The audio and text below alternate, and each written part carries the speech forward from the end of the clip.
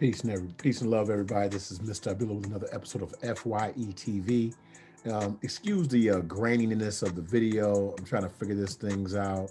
I'm not a tech guy like that, but I'm trying to work it out, and I'm trying to make sure that and ensure that the information I give you is right and exact. So, with that being said, today on FYE TV, we're going to talk about something as important as purchasing your first vehicle. And the reason why that's important is because not only can it be something that can be beneficial for you as far as getting around town, going where you need to go, helping with your employment, your academics, whatever it is that you're planning on doing.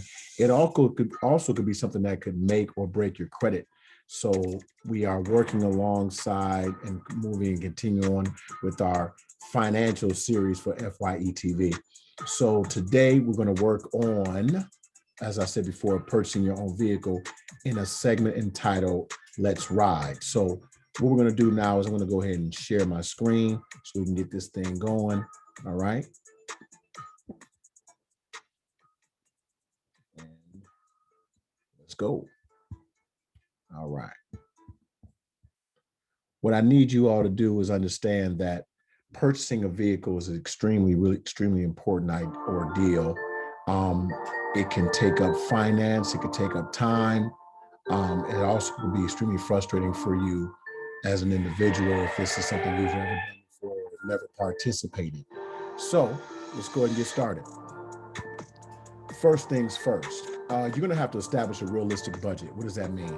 As it says here, you're going to generally based on what you can afford per month.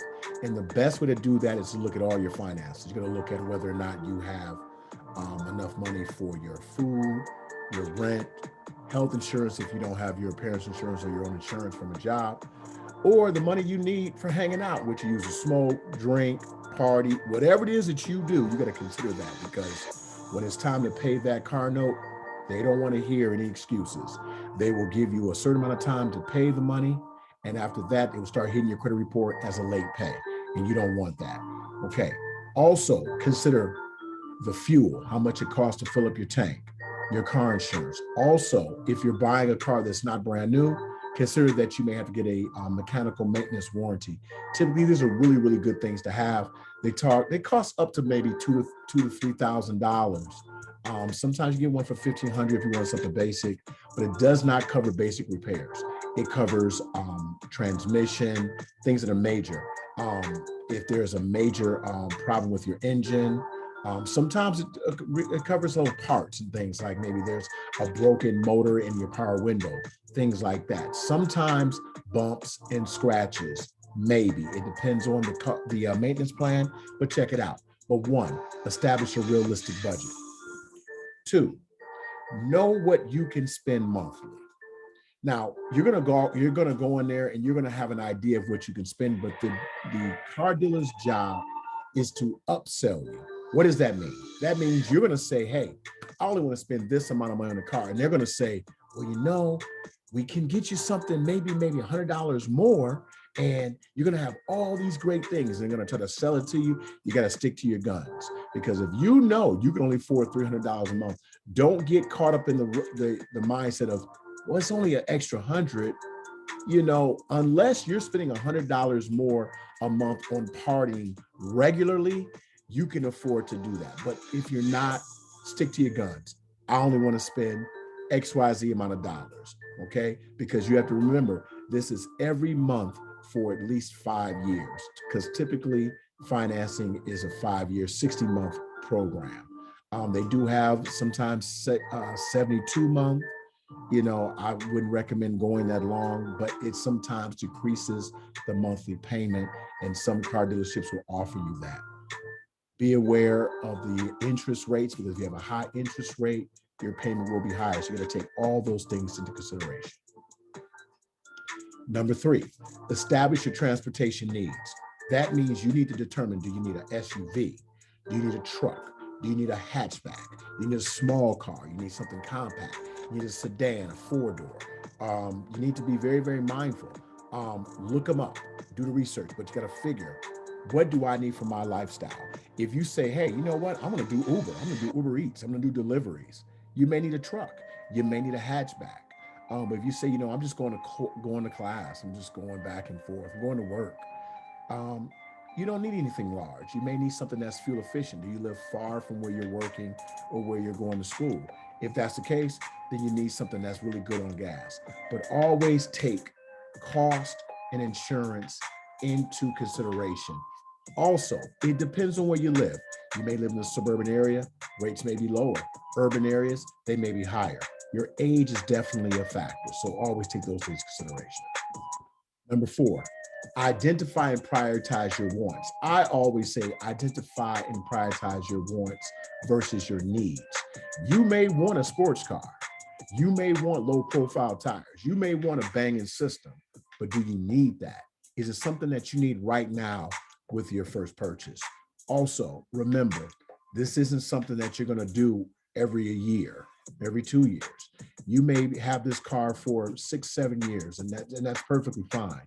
But you don't want to get a vehicle that looks good but doesn't fit the needs and wants that you may have.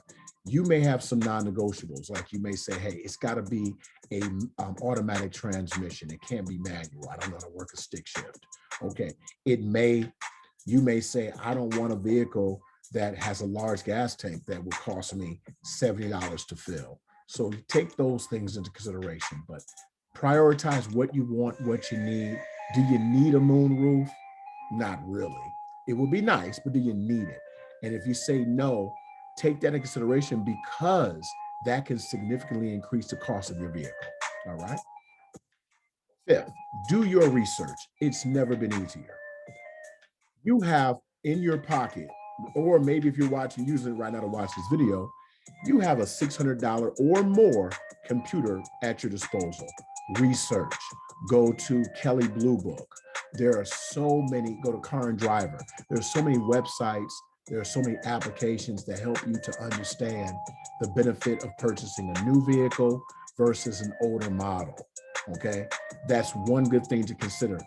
Google it, look it up. If there are two vehicles you're trying to choose between, do a side by side. Say the Infiniti Q50 versus the Ford Mustang Pony. You got to figure that out. Also, if you see someone or know someone with the vehicle that you're considering, have a conversation. What does it cost to maintain this vehicle? Is it expensive to fill it up? Have you had any accidents? How much was it to repair? Were the parts readily available? These are things to always consider, okay? All right. Number 6, locate a convenient dealer. Now, this is very, very important. When you go to a dealership, are the salespeople standing at the door waiting for people to come in? Are they just going to pounce on you? If they are, that means they're hungry for commission.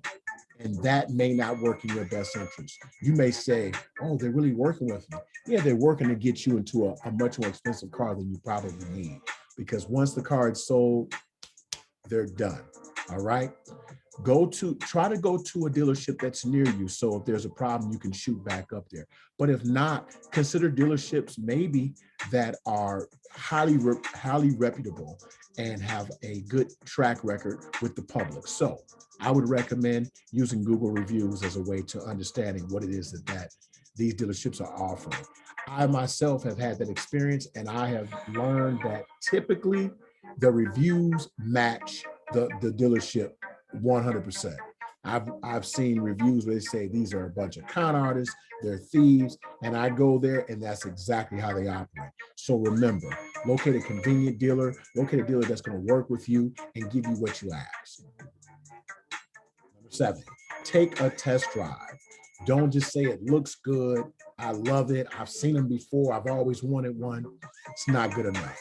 You got to get in there. You got to see about the seat height, the wheel adjustment, steering feel, throttle tip, especially if you're tall. You got to consider, is it enough height inside the vehicle? Do your knees hit the steering wheel? That's also, can you see over the steering wheel, over the dashboard if you're short? Does the seat raise enough? All of these things. Listen to the engine. Listen to the braking system if you're buying a used vehicle. Typically, a lot of these things can work themselves out if you're buying a new vehicle, but you just want to make sure you're comfortable. Once again, this is something that you're going to have for at least 2 to 3 years. And you're going to be paying on it every month unless you pay cash. So make sure it's comfortable. Make sure it's something that you want. Number 8, determine the proper purchase price. go in with an idea of how much you're willing to spend and when and how long you want to spend it.